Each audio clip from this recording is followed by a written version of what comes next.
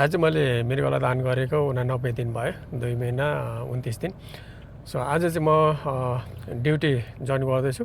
So आजको अनुभवहरू चाहिँ म तपाईँहरूको बिचमा लिएर आउनु चाहिँ आज मेरो ड्युटी के हो, कता कता जान्छु भन्ने बारेमा सो हेर्न सक्नुहुन्छ। अहिलेसम्मको अनुभवहरू मैले मृगौला दान गरिसकेपछिको अनुभव हो अहिलेसम्मको। र गेस्टहरूले स्वयम्भू जाने भन्नुभएको छ, स्वयम्भूको दृश्यहरू तपाईँले देख्न सक्नुहुन्छ। त्यसपछि कता कता जानुहुन्छ तपाईँले लास्टसम्म हेर्नु होला भिडियोहरू। अनि अहिलेसम्मको मेरो हेल्थ चाहिँ अब ठिकै छ। अहिले चाहिँ वेटहरू उचाल्न मिल्दैन भन्नुभएको छ डक्टरले। अब 7 देखि 10 केजीसम्म मात्रै वेटहरू उचाल्न मिल्छ भन्नुभएको छ। अनि त्यही भएको कारणले गर्दाखेरि अहिले मैले खासै वेटहरू उचालेको छैन। अब 3 महिनापछि सायद अब 3 महिना पनि पुग्न आँटिसक्यो। अनि अब गाडीहरू चलाउँदाखेरि बिहान अलिक चलाउँदाखेरि चाहिँ अलिकति घाउमा चाहिँ अलिक दुखेको थियो, किनभने ठ्याक्कै त्यो सिट बेल्ट चाहिँ त्यो काटेको ठाउँमा ठ्याक्कै पर्ने रहेछ। त्यसले गर्दाखेरि अलिक असहज भएको थियो। तर अब त्यस्तो गाह्रो चाहिँ भएको छैन। सो ढिला नगरिकन जाउँ अब हामी स्वयम्भूतिर जाँदैछु यहाँबाट। अहिले चाहिँ म यता स्वयम्भूमा छु ड्युटीले गर्दाखेरि। आजको ड्युटीमा चाहिँ म तपाईँहरूले देख्न सक्नुहुन्छ यहाँको दृश्यहरू। अहिले दिउँसोको 2:30 बजेको छ र पनि मान्छेहरू यति धेरै भिडभाड छ कि यस्तो गर्मीमा पनि। अहिले एकदमै गर्मी छ पुरा। भिडहरू पनि आएको रहेछ यहाँनिर। अलिक टुरिस्टहरू पनि धेरै नै भएको कारणले गर्दाखेरि सक्यो।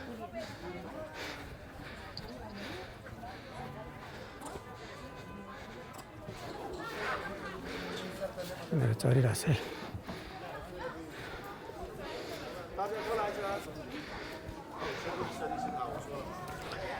गेसहरू डल्नै छ यहाँ पनि।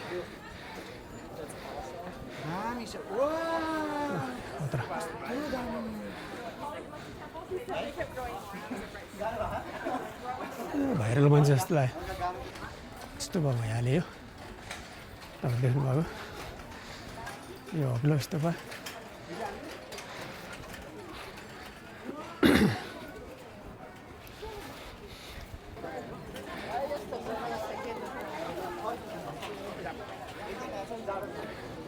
यहाँबाट रमाइलो देख्छ। यहाँबाट देखिने चाहिँ दृश्यहरू भयो। त्यो परको त्यो होटेल भयो तपाईँको यो अग्लो तपाईँले देखिरहनु भएको चाहिँ नारायण हिटी ट्याक्कै अगाडिपट्टि त्यो होटेल हो, सिएस कलेजले बनाउनु गरेको। यहाँबाट देखिने दृश्य चाहिँ यस्तो छ। यहाँनिर तपाईँले सुन्दाहरू देख्नुहुन्छ है। यतातिर है यस्तो छ देख्ने दृश्यहरू। गर्मी छ, मान्छेहरू पनि कति धेरै गर्मी हुँदा पनि। यहाँबाट फेरि तल्लो स्टेपबाट देखिने दृश्यहरू तपाईँले देख्नुहुन्छ साइडबाट। तपाईँहरू यहाँ स्वयं आउनुभयो भने चाहिँ यहाँ चाहिँ अब लगभग मैले चाहिँ घुमिसकेँ। अब आज मैले मास्क लगाएको छु, किनभने अब भिडभाडमा त्यति हिँड्नु हुँदैन विदाउट मास्क। त्यही भएको कारणले गर्दाखेरि मास्क लगाइरहेको छु मैले चाहिँ। गर्मी लास्टै गर्मी छ। मेरो गेस्टहरू चाहिँ कता गएछ खै देखेन, गइसक्यो तल। म चाहिँ फर्किँदैछु। यही हो दृश्य देख्ने भनेको चाहिँ। यतातिर यो भेजिटेबलहरू छ, यो फलफुलहरू यहाँनिर पाउँछ। एकदमै धेरै गर्मी छ यहाँनिर। तपाईँले देख्ने यो अगाडिको दृश्यहरू यस्तो छ। सो म चाहिँ अब आजको स्वयम्भूको ड्युटी चाहिँ अब सकिन्छ। अब थाहा छैन यहाँबाट उहाँहरूले कता जाने भन्नुहुन्छ गेस्टहरूले। अनि त्यही अनुसार यता फेरि गेस्टहरूसँग जाने हो। म चाहिँ अब तलतिर झर्न लागेँ। यो यहाँनिर चाहिँ यस्तो मालाहरू सब कुरा पाउँछ। यसरी बसिरहेको हुन्छ बिचराहरू, गाह्रो छ। अनि यस्तो छ साथीहरू। जस आजको ड्युटी फर्स्ट ड्युटीमा मेरो चाहिँ घुम्ने नै कामहरू पर्छ प्रायः। त्यो भएको कारणले गर्दाखेरि म घुमि नै रहेको छु। अब यहाँबाट फेरि गेस्टहरूले मलाई कता लानुहुन्छ, त्यहाँ कस्तो ठाउँमा पर्छ त्यो फेरि म तपाईँहरूलाई लिएर आउनेछु। र तपाईँले मेरो युट्युब च्यानललाई सब्सक्राइब गर्नुभएको छैन भने सब्सक्राइब गर्नु होला, जसले गर्दाखेरि अरू नयाँ अपडेटहरू आउनेछ। जस्तै केटी नाचपानको बारेमा अनि त्यही स्वास्थ्यहरूको बारेमा, खास गरी कसरी आफ्नो स्वास्थ्य मेन्टेन गर्ने र कति समय पछाडि कामहरू गर्नु मिल्छ भन्ने बारेमा यस्तो जानकारीहरू चाहिँ तपाईँकोमा आउनेछ। सो तपाईँलाई सब्सक्राइब गर्नु होला। अनि अहिले चाहिँ म नर्मली लाइक अहिले वेटहरू चाहिँ 7 to 10 केजीभन्दा माथि गर्नु मिल्दैन। अनि अहिले डक्टरले भनेअनुसार चाहिँ अब 6 महिनापछि मात्रै 15 केजीभन्दा माथि वेट गर्नु मिल्छ भन्नुभएको छ ड्युटीहरूको लागि। अनि अहिले चाहिँ नर्मल कामहरू गर्नु मिल्छ, त्यस्तो भारी कामहरू चाहिँ गर्नु मिल्दैन। यस्तै छ मेरो अनुभव र भरे फेरि ड्युटी सकेपछि चाहिँ म त्यसको फेरि जानकारीहरू फुल लिएर आउँछु।